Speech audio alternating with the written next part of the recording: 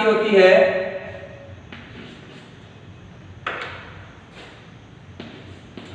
नीमच में क्रांति की शुरुआत होती है 3 जून को। 28 मई को नसीराबाद में, 3 जून को नीमच में। नीमच है इधर एमपी में, और उस समय जो नीमच था ये स्वरूप सिंह के ही नियंत्रण में था। स्वरूप सिंह जो उदयपुर के राजा थे, मेवाड़ के, इसी के नियंत्रण में था नीमच। होता क्या है, नीमच में एक अंग्रेज अधिकारी था एबोट। एबोट जो अंग्रेज अधिकारी था वो यहां पर इनको स्वामी भक्ति की शपथ दिला रहा है। जो भारतीय सैनिक है वहां पर उनको स्वामी भक्ति की शपथ दिला रहा है, गंगा जल लेके, कुरान लेके, खुद ने भी बाइबल ले रखी है कि भाई आप हमारे प्रति वफादार रहो। तो यहां पर एक मोहम्मद अली और एक हीरालाल बेग, इनके नेतृत्व में यहां पर क्रांति की शुरुआत हुई थी। मोहम्मद अली बेग और हीरालाल बेग। तो मोहम्मद अली बेग अवध का रहने वाला था, और उस समय एबोट जब इनको शपथ दिला रहा है, उनको स्वामी भक्ति की शपथ दिला रहा है, तो मोहम्मद अली बेग उनसे कहता है कि भाई हम तो आपके प्रति वफादार हैं, वफादारी निभाई रहे हैं, लेकिन क्या आप लोग भी हमारे प्रति वफादार हो? उन्होंने कहा कि हम तो वफादार ही हैं। एबोट ने कहा, उन्होंने कहा कि आप हमारे प्रति वफादार कैसे हो? क्योंकि मोहम्मद अली अवध का रहने वाला था, ये जानता था कि अवध को 1856 में कुशासन का आरोप लगाकर ब्रिटिश सरकार ने अपने राज्य में शामिल कर लिया था। किसको? अवध को। वो बेचारी थी वहां पर बेगम हजरत महल, जिसका कोई लेना देना नहीं था, और अंग्रेजों ने बिना बात को कि तेरे से प्रशासन नहीं चलता, तू महिला है, तेरे से ढंग से शासन नहीं होता, और यहाँ पर व्यवस्था फैल रही है, जैसे अंग्रेज तो बहुत ही जबरदस्त इन्होंने व्यवस्था बना रखी हो, और ऐसा कहकर उन्होंने इसको शामिल कर लिया। तो ये पहले से ही खूब खाए हुए था, वो पहले से ही अवध के उससे अंग्रेजों को देखकर वो था कि नहीं, ये है हमारे, कभी भी हमारे प्रति वफादार नहीं हो सकते, इनका चाहे कितना ही कर लो हमारे प्रति वफादार नहीं रहेंगे। और इस वजह से इन दोनों ने यहाँ पर नीमच में 3 जून को विद्रोह छेड़ दिया। और उसके बाद क्या थे, यहाँ पर जो ब्रिटिश अधिकारी थे, जो ब्रिटिश लोग थे, उनको बंदी बना लिया, और 40 लोग यहाँ से, नीमच से, यहाँ से भगे इधर। किधर भगेंगे? मेवाड़ की तरफ, क्योंकि इसका जो कंट्रोलर है वो यहाँ है, स्वरूप सिंह। और यहाँ पे जब ये भगते हैं तो रास्ते में चित्तौड़गढ़ में एक डूंगला नामक गांव आता है, डूंगला चित्तौड़गढ़ में। यहाँ पर इन 40 अंग्रेज अधिकारियों को बंदी बना लेते हैं रूंगाराम किसान के घर। रूंगाराम एक किसान था, उसके घर पर इन 40 लोगों को बंदी बना। इसमें 40 में कौन थे? अंग्रेज, खुद अंग्रेज, उनकी घरवालियां, उनके बच्चे भाई बहन जो भी थे, उन 40 लोगों को यहाँ बंदी बना लिया। इधर से सूचना जाती है स्वरूप सिंह के पास, जो यहाँ बैठा है उदयपुर में, कि भाई आप कर क्या रहे हो, हमारे तो यहाँ आदमी बंदी बना लिए, हमारे तो यहाँ आदमी पकड़े गए। और क्रांतिकारी, राजस्थान के क्रांतिकारी रियल हीरो वाले सनी देओल नहीं है, ये रियल सनी देओल है।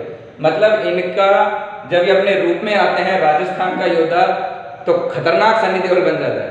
अब यहाँ से इन्होंने, क्योंकि देख चुके थे यहाँ पर, और यहाँ से फिर स्वरूप सिंह क्या करता है, खुद सेना लेकर वहां पर अपने व्यक्ति भेजता है यहाँ डूंगला में, कि भाई उनको किस तरह छुड़वाया जाए। और वहां से इनको छुड़वा के और ले आता है, ये पिछोला झील है। इस पिछोला झील में जग मंदिर और जग निवास 2 भवन बने हुए हैं। जग मंदिर और ये अलग अलग है दोनों के दोनों।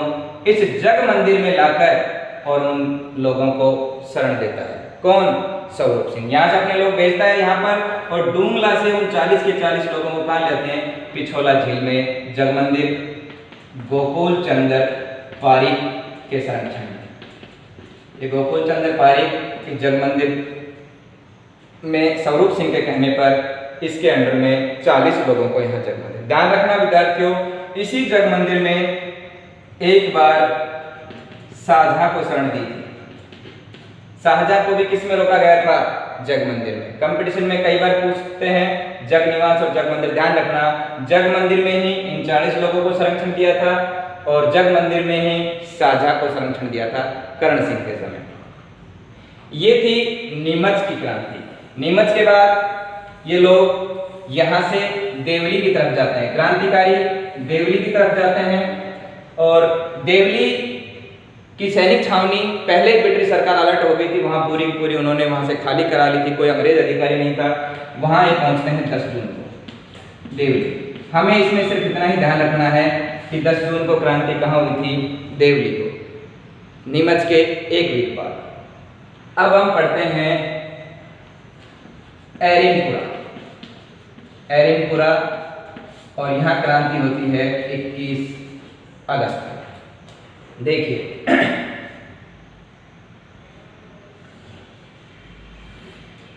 एरिनपुरा मारवाड़ रियासत में। यहां क्या होता है, कई ठाकुर थे, जैसे आशोक का ठाकुर, बुलर का ठाकुर, रुनियावास का ठाकुर, ऐसे कई ठाकुर थे और जो क्रांतिकारियों के साथ थे।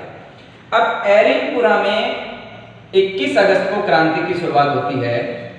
यहां पर मैंने आपको बताया था मेघ मौसम था पीए और राजा था तख्त से।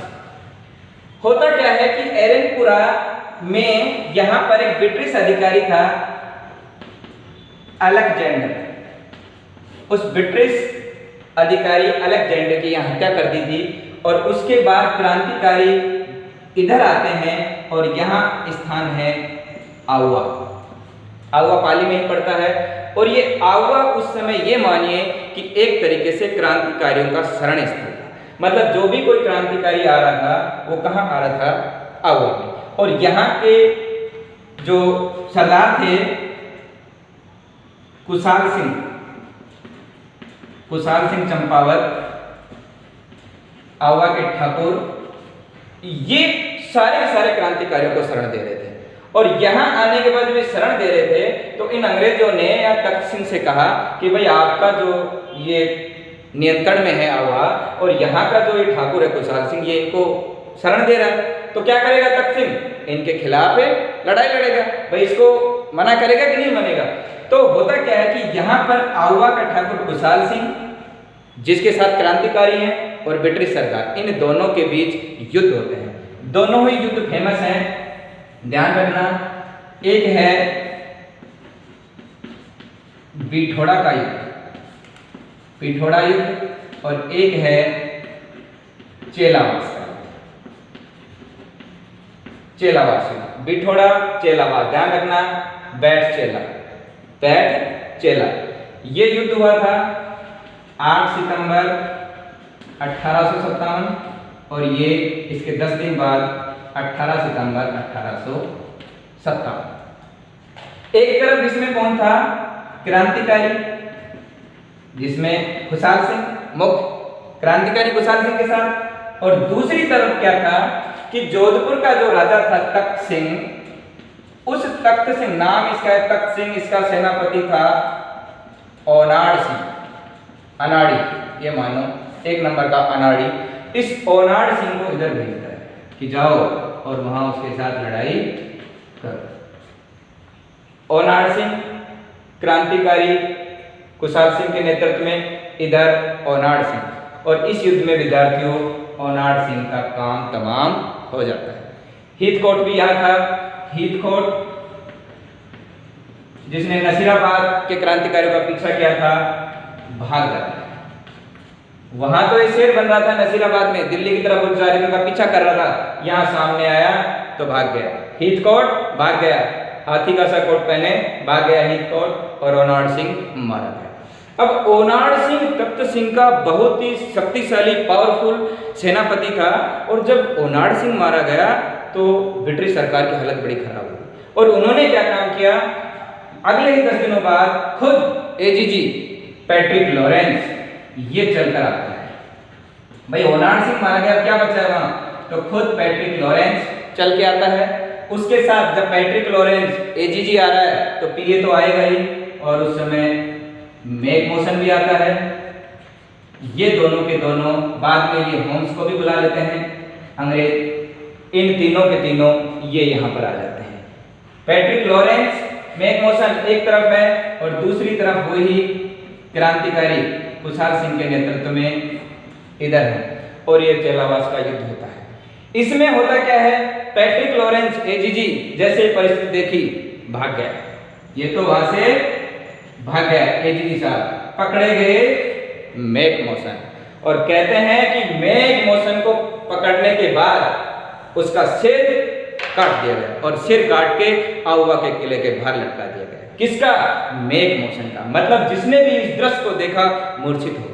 मैक मॉसन का सिर काट के आउवा के किले के बाहर, उस किले के बाहर लटका दिया गया। किसका सिर? मैक मॉसन का।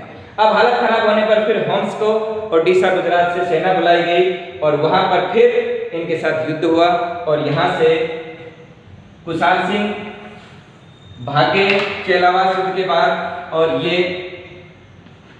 कोठारिया के रावत जोध सिंह के पास शरण लेने चले गए। वहां से भाग गए कौन? खुशहाल सिंह। और कहाँ गए?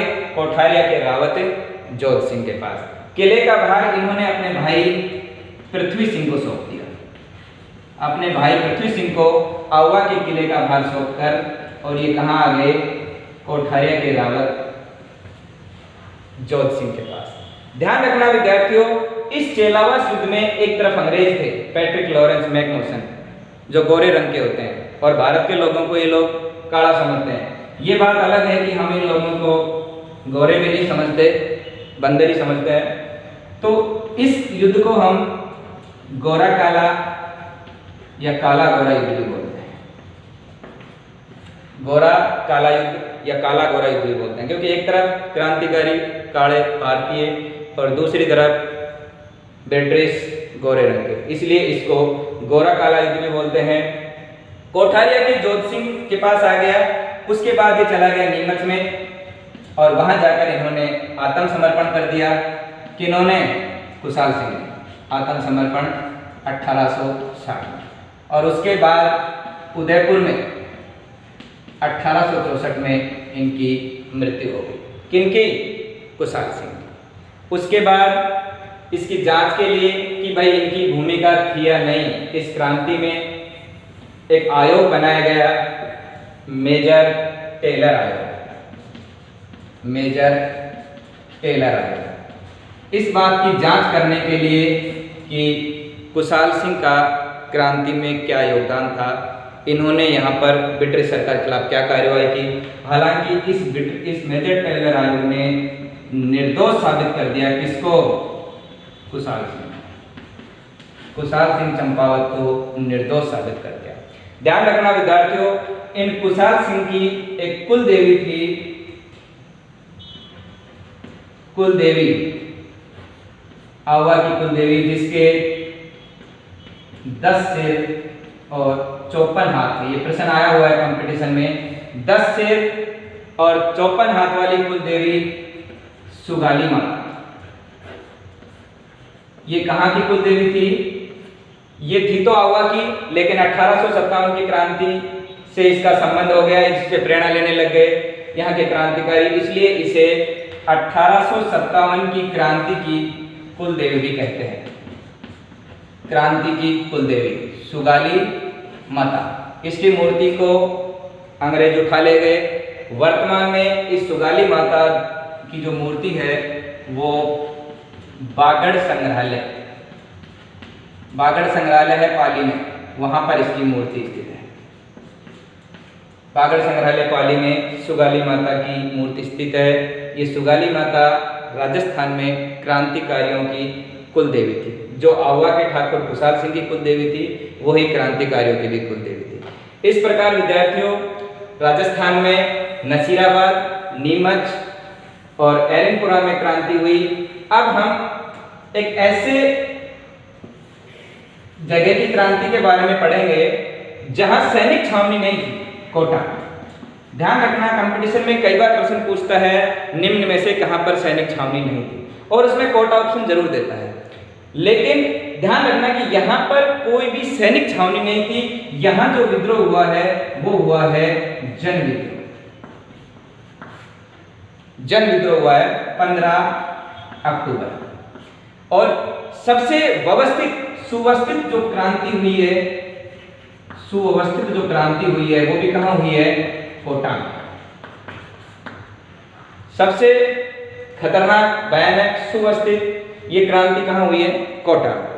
15 अक्टूबर को यहाँ पर जो क्रांति के प्रारंभकर्ता थे वो दो नाम आते हैं, एक जयदयाल और एक मेहराब। जयदयाल का संबंध वकील, मतलब ये एक वकील था, और मेहराब था रिसालदार। जयदयाल और मेहराब था। इन्होंने क्या काम किया? कोटा का जो राजा था राम सिंह द्वितीय, उसको इन्होंने बंदी बनाया और बंदी बना के एक किले में कैद कर दिया, और लगभग 6 महीने तक खुद यहां जनता शासन चलाती रही। कहां पर? कोटा में। अब यहां का कोटा का जो बर्टन पीए था, पॉलिटिकल एजेंट मेजर बर्टन, वो पहले नीमच गया था, नीमच की क्रांति के समय। उसके बाद जब ये कोटा आया उस समय वहां पर जयदयाल और मेहराब था, जनता का शासन था, और राम सिंह द्वितीय किसमें था? कैद में। कोटा के अंदर होता क्या है कि यहाँ की जनता ब्रिटिश सरकार के प्रति बड़ी उग्र हुई, और उन्होंने यहाँ पर क्या काम किया कि मेजर बर्टन, उसके 2 बेटे और एक डॉक्टर सैडलर, इन तीनों को मार दिया, और इस मेजर बर्टन का सिर काटकर, इसका सिर काट दिया, सिर काटकर और पूरे कोटा शहर में घुमा दिया। मतलब इतना खतरनाक दृश्य पैदा कर दिया इन्होंने। कहां पर? कोटा में जयदयाल और मेहराब खान। मेजर बर्टन, इसका सिर काट लिया गया और पूरे कोटा शहर में घुमाया गया। 15 अक्टूबर 1857। ये राजस्थान की एकमात्र ऐसी जगह थी जहां पर कोई भी सैनिक छावनी नहीं थी, और सैनिक छावनी ना होने के बावजूद भी यहां पर क्रांति हुई। अब देखिए होता क्या है, जब यहां क्रांति हो रही थी उस समय करौली नरेश, करौली का राजा मदनपाल, इसकी हेल्प के लिए सेना भेजता है। कोटा की हेल्प के लिए, राम सिंह की हेल्प के लिए कौन सेना भेजता है? करौली का मदनपाल, इस क्रांति को दबाने के लिए। अब वो क्रांति कुछ समय बाद ब्रिटिश सरकार द्वारा सब जगह ही दबा दी गई, लेकिन उस समय करौली का राजा किसकी सहायता भेजता है? सेना की, कोटा के लिए। और जब क्रांति का दमन हो गया था उसके बाद करौली के राजा मदनपाल की तोपों की सलामी बढ़ा दी, उसमें कर दी बढ़ोतरी, और कोटा की तोपों की सलामी घटा दी। मतलब यहाँ घटा दिया और इसको बढ़ा, यहाँ 13 से कर दी 17, और यहाँ 17 से कर दी 13। करौली के मदनपाल की तोपों की सलामी बढ़ा दी और कोटा की घटा दी। ब्रिटिश सरकार को लगता था कि कोटा का राजा जो राम सिंह है, इसका कहीं ना कहीं योगदान रहा है इसमें 1857 क्रांति में क्रांतिकारियों का साथ देने में, और इस वजह से उन्होंने इनकी तोपों की सलामी घटा दी और उसकी करौली के मदनपाल के तोपों की सलामी बढ़ा दी। इसके अलावा विद्यार्थियों, राजस्थान में जिस प्रकार देश में मारो फिरंगी नारा दिया गया था, मारो फिरंगी, ये नारा दिया था मंगल पांडे ने देश की क्रांति में 1857 में। उसी प्रकार राजस्थान में नारा दिया था चलो दिल्ली मारो फिरंगी। दोनों में कंफ्यूज मत होना, ये नारा मंगल पांडे ने दिया था मारो फिरंगी, और चलो दिल्ली मारो फिरंगी ये नारा दिया था शिवनाथ सिंह ने। शिवनाथ सिंह जो अशोक के ठाकुर थे, अशोक के ठाकुर थे। एरनपुरा क्रांति के समय, एरनपुरा में जब क्रांति हुई थी मारवाड़ में, तब शिवनाथ सिंह ने नारा दिया था, चलो दिल्ली मारो फिरंगी। इस प्रकार विद्यार्थियों, राजस्थान में इन 4 प्रमुख जगहों पर नसीराबाद, नीमच, एरनपुरा और कोटा में क्रांति हुई, जिसमें से कोटा में कोई भी सैनिक छावनी स्थित नहीं थी। इसके अलावा बहुत सारे कई ऐसे राजा थे जिन्होंने क्रांतिकारियों का साथ न देकर किसका साथ दिया? ब्रिटिश सरकार का। सबसे पहले सहायता करने वाला था स्वरूप सिंह उदयपुर का, जिसने प्रथम बार सहायता की। डोंगला से पहुंचाया था ना पिछोला झील के जग मंदिर में, सबसे पहले स्वरूप सिंह। इसी प्रकार एक राजा थे सरदार सिंह, सरदार सिंह बीकानेर रियासत के, और ये एकमात्र ऐसे राजा थे बीकानेर के सरदार सिंह जो राजस्थान से बाहर, मतलब राजस्थान में तो हेल्प करें ही करें, राजस्थान से बाहर भी पंजाब और हरियाणा, यहां पर ब्रिटिश सरकार की हेल्प के लिए गए थे। कोटलैंड नाम का एक अंग्रेज था, कोटलैंड, और उसकी हेल्प करने के लिए ये सिरसा, हांसी, हिसार, उसी प्रकार पंजाब में बड़ालू, मतलब इन जगहों पर सरदार सिंह ने अपनी सेना भेजी। किसकी हेल्प के लिए? कोटलैंड की हेल्प के लिए। ये एकमात्र ऐसा उदाहरण मिलता है कि जो राजस्थान से बाहर जाकर जिसने ब्रिटिश सरकार की हेल्प की और क्रांतिकारियों को सहयोग नहीं दिया। सरदार तो वैसे भी दिलदार होते हैं, लेकिन ऐसी दिलदारी किस काम की जो अपने ही खिलाफ हो। इसके अलावा जयपुर के राजा राम सिंह दित्य, राम सिंह दित्य, इन्होंने भी ब्रिटिश सरकार का सहयोग किया था और इस वजह से इनको ब्रिटिश सरकार ने सितार ए हिंद ये उपाधि दी थी। सितार ए हिंद उपाधि दी थी किसको? राम सिंह दित्य को। जयपुर के जो राजा थे इन्होंने भी क्रांतिकारियों का साथ नहीं दिया और इस एवज में ब्रिटिश सरकार ने इनको कौन सी उपाधि दी? सितार ए हिंद, और एक परगना दिया, कोटपुतली परगना, ये इनको दान में दे दिया। ये इतने में ही खुश हो जाते थे, बस सितार ए हिंद उपाधि दे दी, राम सिंह खुश।